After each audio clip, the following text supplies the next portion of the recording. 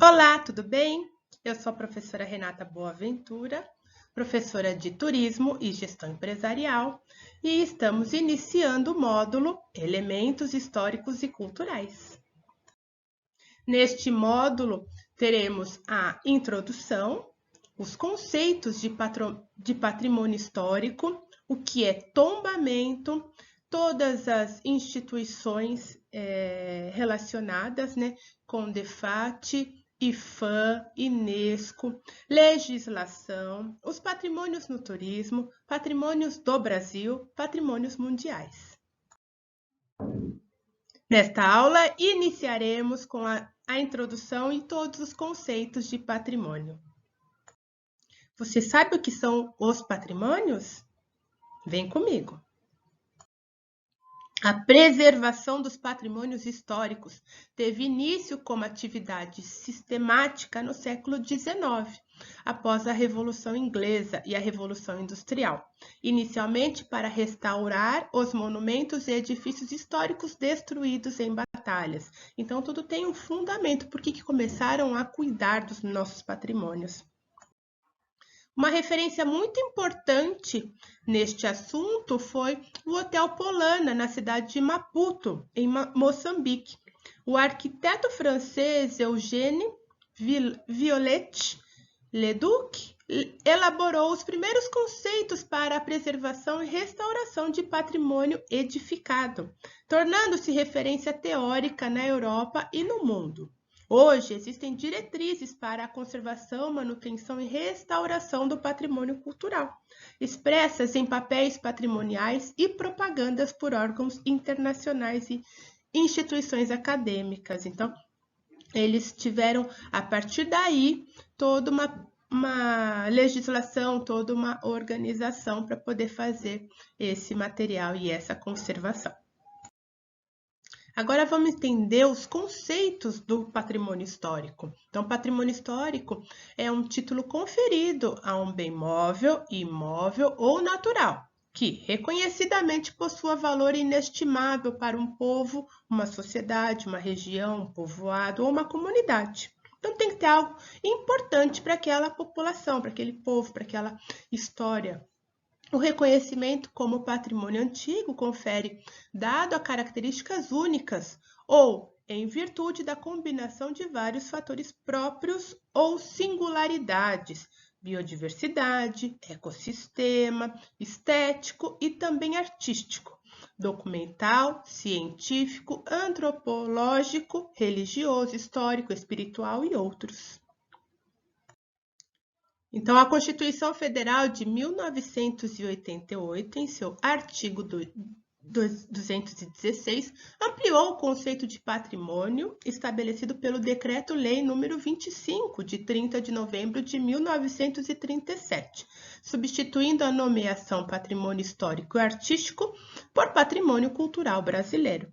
Então, aqui vocês podem observar a quantidade de tipos de patrimônios que nós temos atualmente, não é?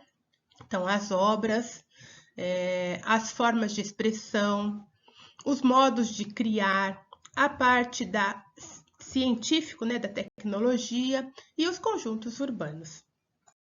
Os patrimônios são divididos em material e imaterial. Então, bom, patrimônio material e imaterial são dois tipos de patrimônios que expressam a cultura e características de determinado grupo ou região. Nós já falamos sobre isso.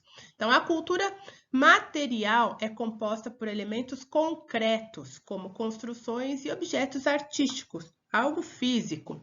Já a cultura imaterial é relacionada a elementos abstratos, como hábitos e rituais.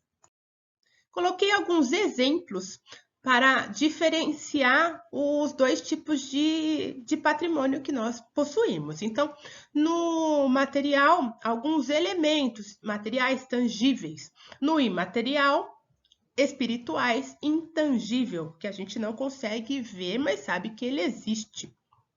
O que são? Podem ser bens móveis, como objetos artísticos, vestimentas, obras de arte ou bens imóveis, como edificações e sítios arqueológicos. enquanto o imaterial são elementos intangíveis como a dança, literatura, linguagem, cultura, festas, esportes, entre outros. E aqui são as leis que regem cada um dos patrimônios e alguns exemplos no Brasil. Centro Histórico de Ouro Preto e no imaterial a capoeira. Então, os patrimônios materiais são os elementos concretos, né? Nós já falamos quais eram os tipos de materiais, e no Brasil as formas de proteção dos bens de cultura material são o tombamento, o registro e o inventário. Nós temos diversas opções, diversos exemplos de cultura material brasileira. Então, aqui eu coloquei alguns dos mais importantes. Centro Histórico de Ouro Preto, Museu Histórico Nacional, no Rio de Janeiro, Conjunto Arquitetônico de Paraty, Centro Histórico de Olinda, Pelourinho, Parque Nacional Serra da Capivara, Universidade Federal do Paraná.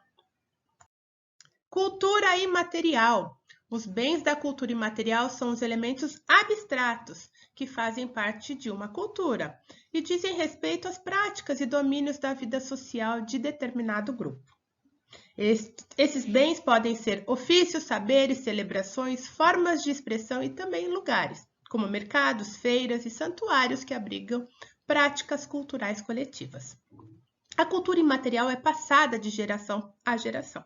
Com isso, os bens costumam ser recriados e modificados pelos grupos e sociedades de acordo com o ambiente, através da interação com a natureza e com o contexto histórico da sociedade.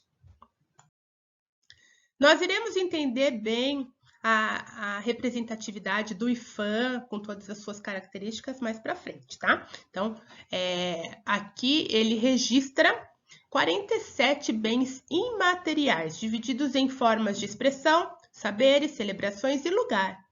Confira abaixo algumas das opções, mas a gente vai falar mais em detalhes na nossa aula ao vivo. Olha a representatividade dos saberes. Aqui são algumas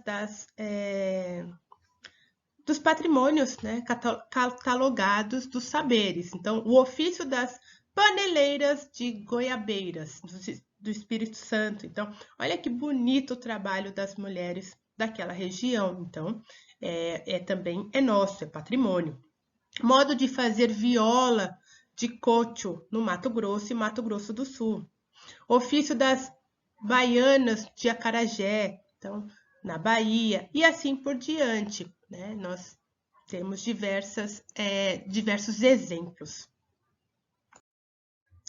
Agora nós temos a parte das celebrações. Olha o círio de Nossa Senhora de Nazaré em Belém, que leva multidões quando tem a data específica dessa festa. Então, são festas religiosas muito representativas na cidade. Então, o círio da Nossa Senhora de Nazaré, festa do Divino no Espírito Santo de Pirenópolis. Não tem só em Pirenópolis, tem muitas festas, mas esta sim é considerada patrimônio. E assim, algumas outras representatividades. Lugares, também podemos considerar aí a representatividade. Então, nós temos cachoeiras, feiras, então são locais de muita importância para aquela região. Patrimônio imaterial estadual e municipal. Então, os estados e cidades brasileiras também têm a faculdade de classificar patrimônios imateriais, que sejam característicos de uma região específica. No Rio de Janeiro, por exemplo, a torcida do Flamengo, que são esses pontinhos aí abaixo, né, o fundo da tela, são a torcida do Flamengo, que foi escolhida para integrar o conjunto de bens intangíveis que fazem parte do jeito carioca de ser.